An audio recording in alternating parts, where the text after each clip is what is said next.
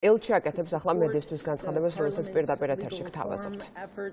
We've been working together very well for years on judicial reform, and we look forward to the possibility of continuing that. Because we know that judicial reform and fighting corruption are two of the 12 priorities that are part of Georgia acquiring candidate status later this year. And we're very, very hopeful that Georgia will be able to get that positive answer in December.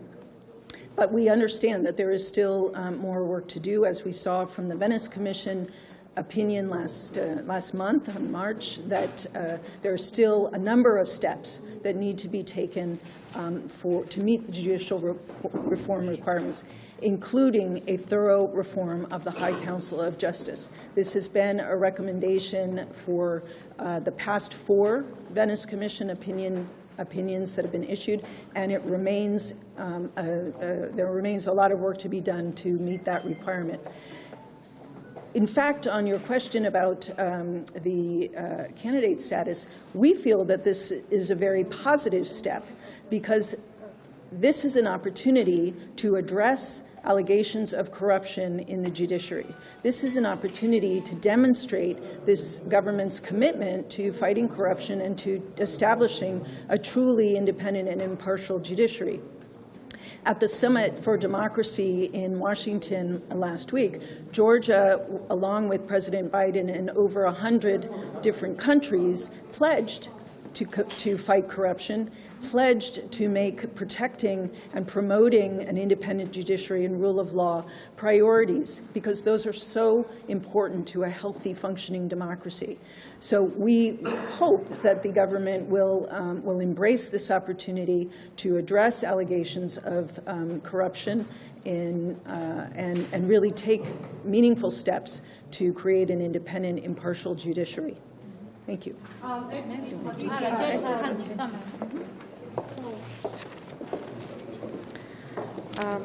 პირველ რიგში ყველას მოგილოცავთ ხარების დღესასწაულს. რაც შეეხება შეხვედრას, ძალიან სასარგებლო შეხვედრა გქონდა. ყოველთვის სასარგებლოა პარლამენტის თავმჯდომარესთან შეხვედრა, რადგანაც განვიხილავთ სხვადასხვა საკითხებს, რაზედაც თანამშრომლობთ. ჩვენ გქონდა საუბარი ვთქვათ იმ დამატებით ნაბიჯებზე, რა უნდა გადაიდგას და რითი უნდა დაეხმაროს ამერიკის შეერთებული შტატები საქართველოს პარლამენტს, რომ გაგრძელდეს სამართლებრივი რეფორმები და სასამართლო სისტემის რეფორმა. და იმიტომ რომ ეს გახლავთ 12 რეკომენდაციის შემადგენელი ნაწილი, როგორც სასამართლო სისტემის რეფორმა, ასევე კორუფციასთან ბრძოლა.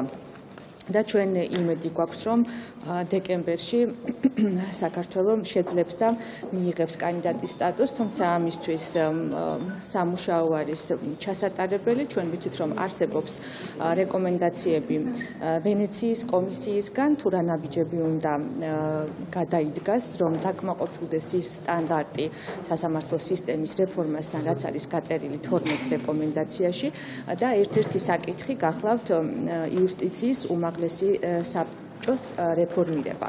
ამ რეფორმაზე საუბარია ვენეციის კომისიის ბოლო 4 მოხსენებაში და ასევე იმ მოხსენებაში, ანგარიში, რომელიც არის წარმოდგენილი ბოლო თვეს.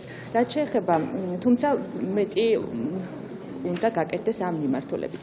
რაც შეეხება თქვენს შეკითხვას, შეუშლის თუ არა ხელს ეს საქართველოს კანდიდატის სტატუსის მიღებაში, ანუ ეს სავიზო სანქციები, გეტყვით, რომ ჩვენ მიგვაჩნია, რომ ეს არის დადებითი ნაბიჯი საქართველოსთვის და ეს არის შესაძლებლობა და შანსი, რომ მოხდეს რეაგირება და გაეცეს პასუხი იმ კორუფციის ბრალდებებზე, რაც არსებობს სასამართლო სისტემაში და ეს არის შანსი საქართველოსთვის წარმოადგინოს მტკიცე ერთგულება, რომ დააფუძნოს რეალურად დამოუკიდებელი და გამჭვირვალე სასამართლო სისტემა. მოგეხსენებათ, ამერიკაში გასულ დღეს ჩატარდა დემოკრატიის სამიტი და იქ 100-ზე მეტმა ქვეყანამ, მათ შორის საქართველომ ზუსტად ასე ვთქვათ აიღეს ვალდებულება და დადეს პირობა, რომ გააძლიერებენ მუშაობას კორუფციასთან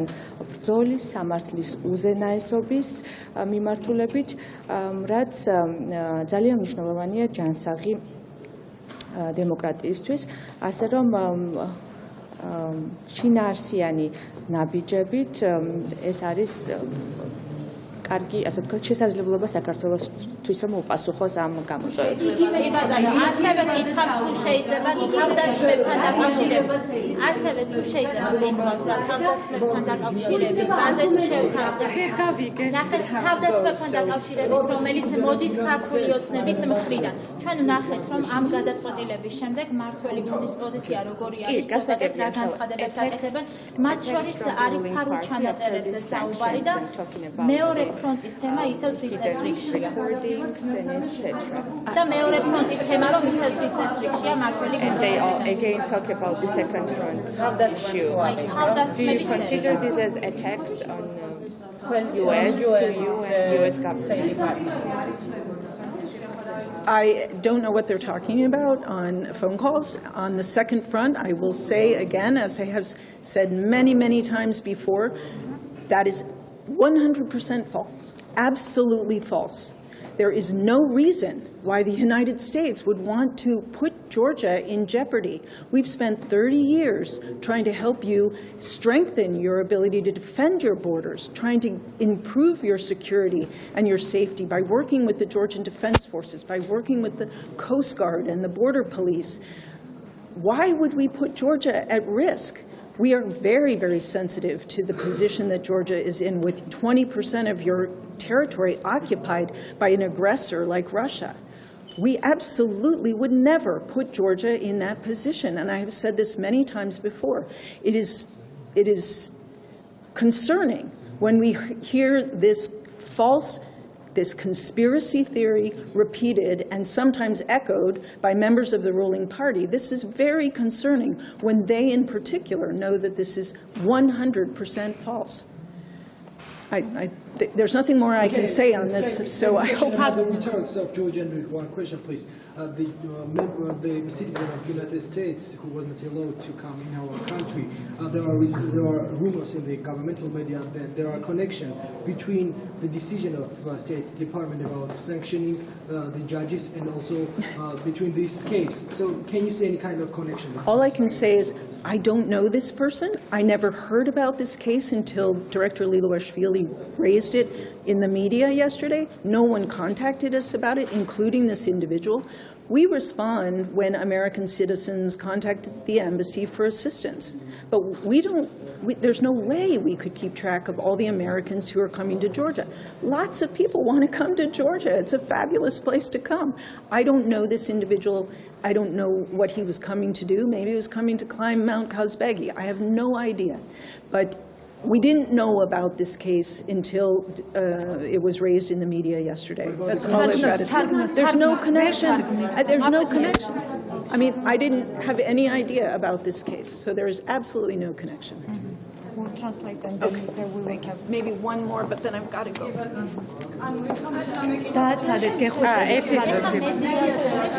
ესე იგი, სატელეფონო ზარებსა და ჩანაწერებზე ნამდვილად არ ვიცი რაზე საუბრობსო, ეს გახდათ პასუხად.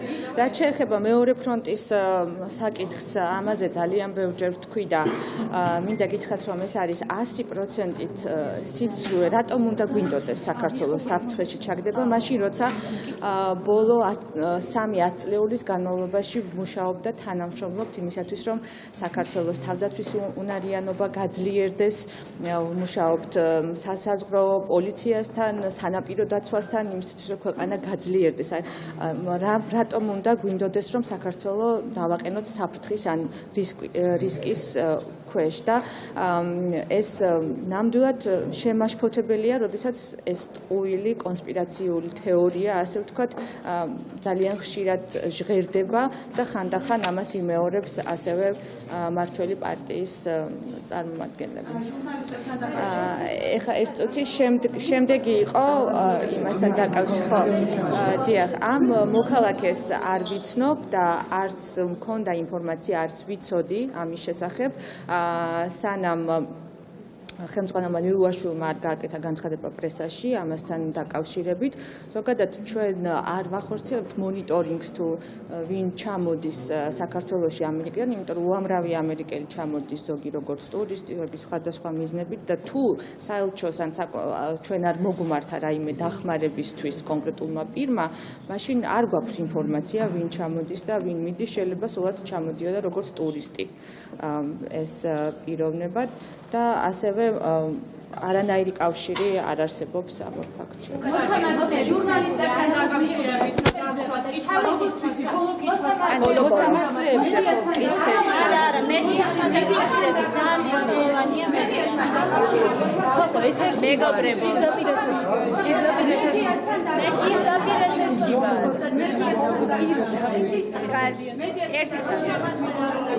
ერთი წამი მოსამართლეებზე გასაფასვე. კითხეთ როგორი არის კელი დეგნანის Follow up question about the repressive order shall not apply. Do you think this order should be cancelled that prevents the representatives of critical media working in the parliament? What can you tell? This is about the accreditation of journalists? Okay. All right. The United States is a strong proponent of a robust independent media, and we are also a strong proponent of professional ethical journalists. That combination is how you ensure that the public gets accurate, balanced information. It is certainly up to the Speaker of Parliament to establish the rules of decorum for the Parliament. I know we have accreditation requirements for our Congress as well. As I said when these were announced, what's really important is how they're implemented. And I think we need to see if they are implemented in a fair and impartial way. So I think that's all I have to say on that. Thank you. ამერიკის შეერთებული შტატები არის ძლიერი მხარდამჭერი, ძლიერი და დამოუკიდებელი მედიის და ძლიერი მხარდამჭერი პროფესიონალური და ეთიკური ჟურნალისტიკის. სწორედ ეს ბალანსი იძლევა იმის საშუალებას, რომ მოსახლეობამ, ადამიანებმა მიიღონ სწორი და სანდო ინფორმაცია. რა თქმა უნდა, ეს პარლამენტის თავმჯდომარის პრეროგატივაა თუ რა ტიპის წესებს შემოიღებს. მე როგორც ვიცი, ასევე ჩვენ საკანონმდებლო ორგანოშიც არსებობს აკრედიტაციის მოთხოვნა, თუმცა ასევე მნიშვნელოვანია თუ როგორ განხორციელდება ეს წესი და თუ განხორციელდება იგი სამართლიანი და მიუკერძოებლად.